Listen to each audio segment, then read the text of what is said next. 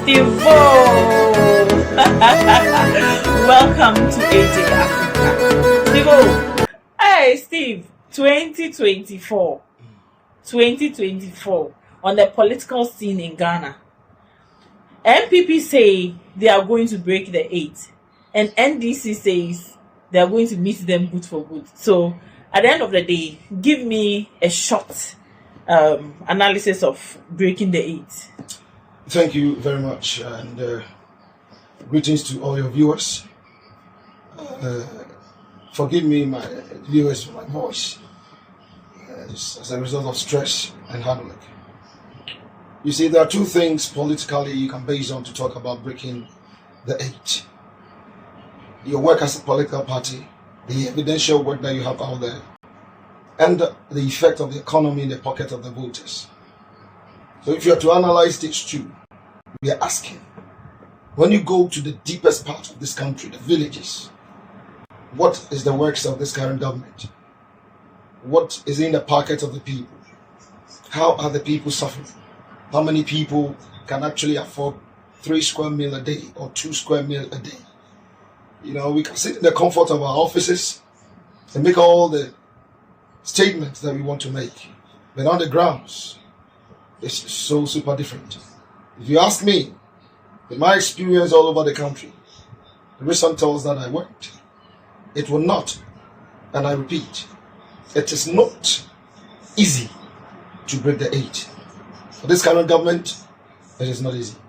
They have to do their strong work. But Stphen, we've heard several times that, I think most people quote the past president, John Mahama, to say that Ghanaians have short memory. We forget easily. So, they might happen to forget about how hard the economy is. What do you think? Thank you for the question. This is where I applaud the initiators of the Pan-Africanism, because Pan-Africanism have actually entered into the heads of people, exhibiting the freedom of the African mind. Yes, some few years back, His Excellency John Dramani Mahama made that statement, and he was not making that statement to condemn the memories of Ghanaians, but he was making that statement that Ghanaians should wake up and restore themselves into their memories. This is what people are saying out there. We have short memories. Now, you see, our experience out there does not show that people do not remember what started in 2016, the promises of this current government, the $1 million $1 constituency, the one village, one time, the one constituency, one factory. All these promises were to create jobs. And where are the jobs? So the people have not forgotten. The short memory this time around is not active in the youth of today. Because if the youth is hungry, he asks questions. He makes moves. He tries to find out why he's hungry. And the youth is hungry today. So it's not about short memory.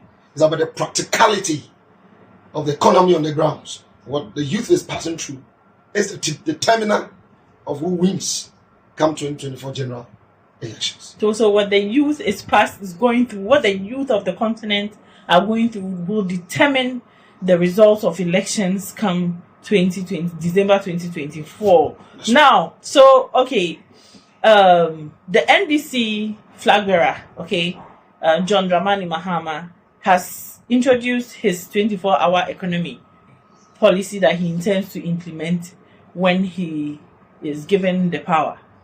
24-hour policy. In some places, in the UK, in the US, it has been argued to be an extension of the economy, where certain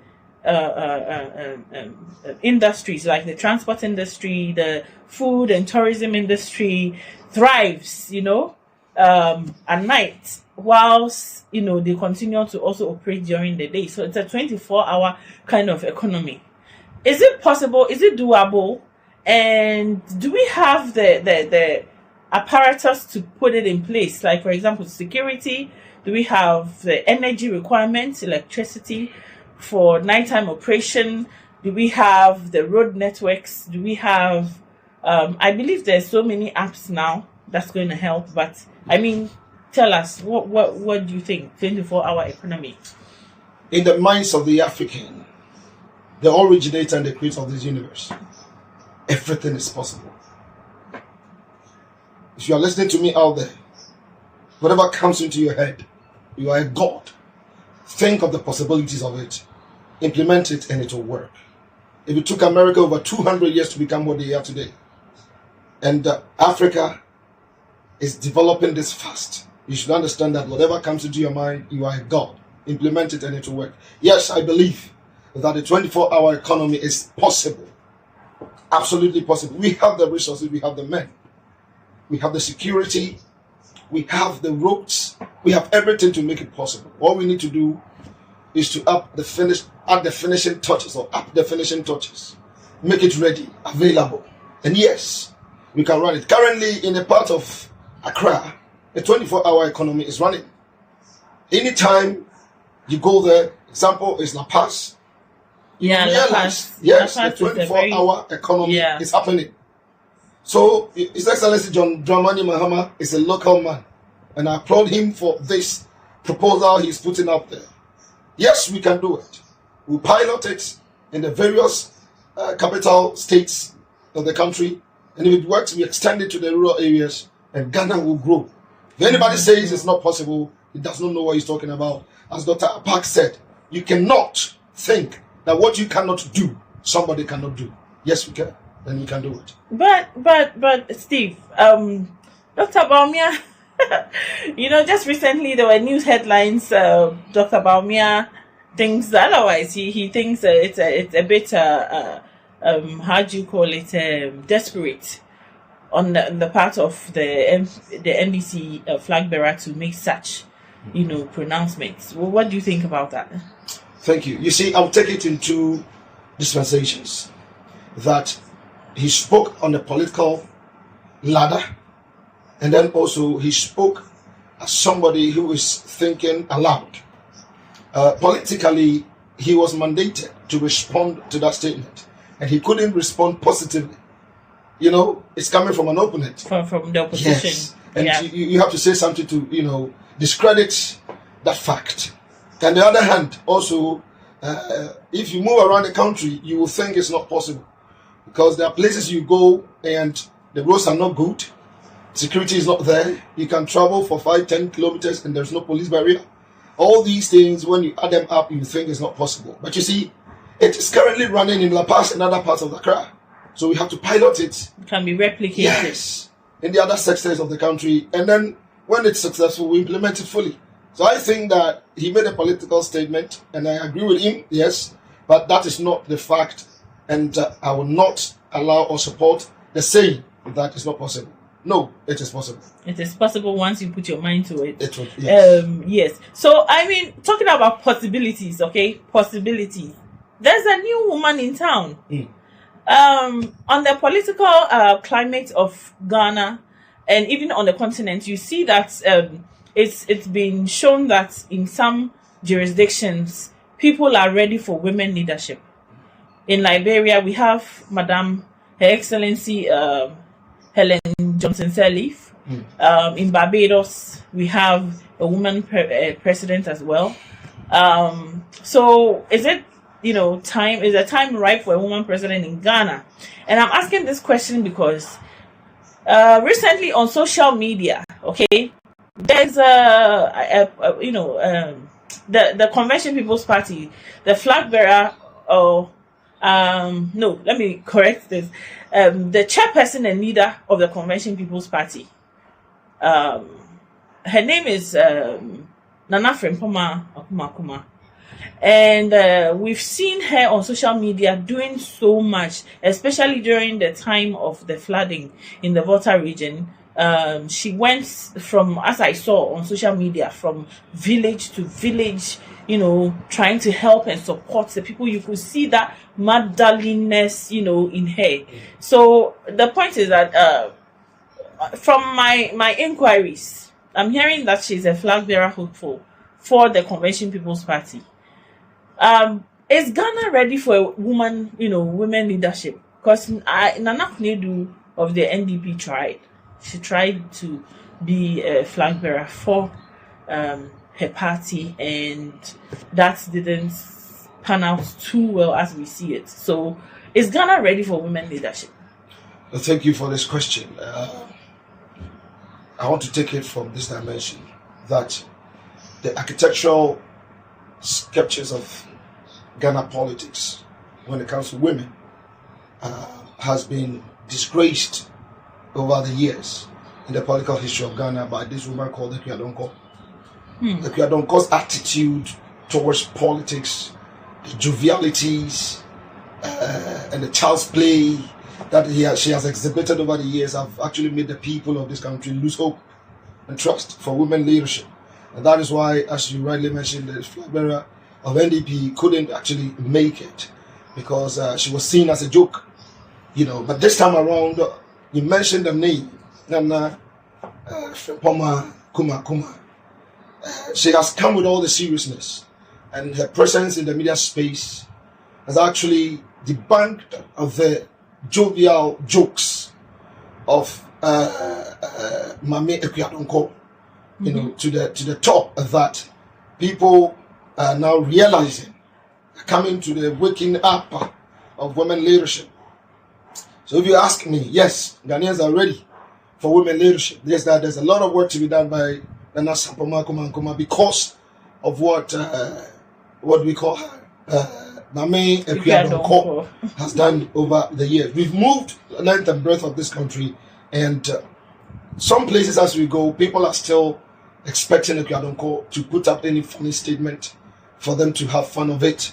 And so it's the whole thing was like fun for people. Like, exactly. They don't see any seriousness in the women leadership as she has, kind of carved a path for that. But she has quite a number of following, Well, that's you see, in Ghana, if the best joker in Ghana stands for a presidential candidate, he or she will get somebody to vote for. That doesn't mean the country actually needs you to occupy any position, because you see, politics in this country is not a joke. If you want to take care of over 30 million people, it's not about joking and letting people laugh. So Nana Addo have a lot of work to be done. Yes, people love her. She's good, learned, educated, experienced. I mean, she's a businesswoman, business-minded. She cares for the youth. She cares for the old. She cares for the children. As you rightly said, when the dam spillage came, we all saw what she did. And she's still doing. She's employed a lot of people. I mean, I hear she's a Pan-African. A serious one, for that matter. A serious Pan-African. You understand? So she is bringing the shake in the Ghana politics come 2024 general elections, and I don't expect any less, from her results, because she's done a lot of work on the grounds. I see. And I think if you're a woman and you're listening to this show today, wherever you are, the diaspora, the Pan-Africans, come and then yield your support for her, so she can push through and be successful for this nation, for the vision of the Kwame Nkrumah to be implemented and grow the country. Thank you. Okay, so recently, when you go to town, you see the NPP administration starting all kinds of infrastructure projects. With the short memory of Ghanaians, as we are talking about, and the infrastructure projects that are going on by the NPP administration, do you still think it will be difficult to break the 8?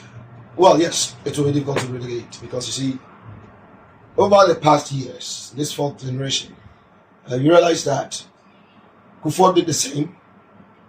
At his last year, he tried to do a lot more, reduce fuel prices, reduce taxes, so that people will consider a revoting for his administration again, for the next flag bearer. But it didn't work. I remember a lot. His Excellency John Dramani Mahama, when Mills left, may he so rest in peace, Mahama took over. In the last year of the Mills administration, that was taken over by Mahama, he tried to do something. Mahama's own administration, the last year, he did a lot. Yet, they were, voted out. So Ghanaians are not, are not skeptical about what you do at last minute. They look at what you have done before, and they will not let you take them for a ride. They will not think that Ghanaians are fools. No. You can do all the projects today, to vote today, we'll still vote you out. Yeah, I remember the mantra Charles Opokusika Yedi. Yes. And that actually opened my mind to the fact that the Ghanaian you find today is a different Ghanaian. Thank you. And I can juxtapose that into Africa. recently, John, there were elections in Liberia, Right.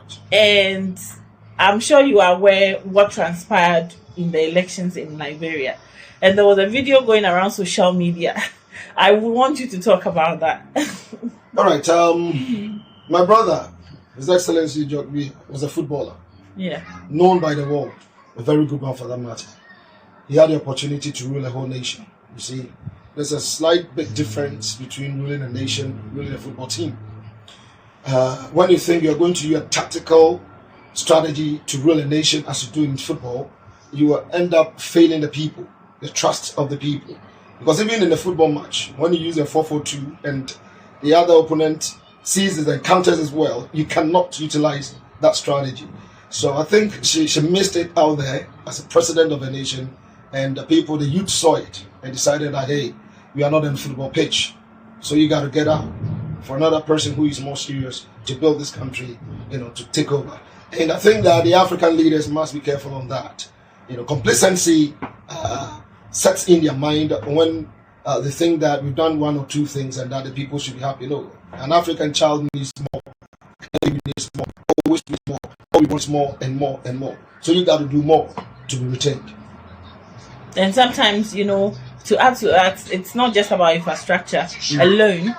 Infrastructure is important, but it's not just about infrastructure alone. It's about making sure that the social intervention policies are active and alive and are very well administered, so people can feel the cushioning. Because if you don't have any social intervention programs, but you are developing infrastructure, not everybody can take advantage of the infrastructure because, for example, if you are building new government facilities, how many people will have the need to do anything for the government to access it? So you have to look at it like when you build secondary schools in bushes where people can't access it, no access road leading to those schools, how many people are taking their kids to the school?